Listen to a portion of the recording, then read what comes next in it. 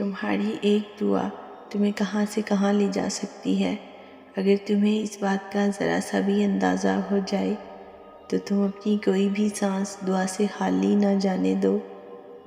دعائیں کبھی رد نہیں کی جاتی، بس دعاؤں کی قبولیت کا وقت مختلف ہوتا ہے۔ تو تمہیں صبر کرنا ہے اس وقت کے آنے تک، اور یقین رکھنا ہے کہ جو بھی آئے گا تمہارے حق میں بہترین آئے گا۔ یوں وہ تمہیں اس مقام تک لے آتا ہے جہاں دعائیں منہ سے نکلتے ہی قبول ہو جاتی ہیں۔ تم سوچتے ہو کہ جو مانگ رہے ہو وہ کیسے قبول ہوگا، اور وہ تمہیں خبر ہی نہیں ہونے دیتا کہ اس نے تمہیں ہی تمہاری دعاؤں کی قبولیت کا وسیلہ بنا دیا ہے۔ تو اگر تم اب بھی اذیت میں ہو اور ماضی کو بھلا نہیں پا رہے تو جان لو کہ ابھی آزمائش ختم نہیں ہوئی، امتحان تب مکمل ہوگا جب تم اپنی چاہ پر صبر کرنا اور اللہ کی چاہ پر شکر کرنا سیکھ جاؤ گے۔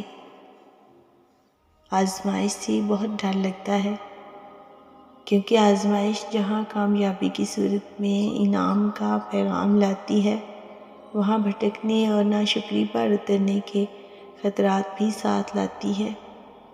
اللہ تعالیٰ قرآن پاک میں ارشاد فرماتا ہے، اگر اللہ تمہاری مدد کرے تو تم پر کوئی غالب نہیں آ سکتا۔ ہاتھ کی لکیروں پر نہیں بلکہ ہاتھ بنانے والے رب پر یقین ہونا چاہیے۔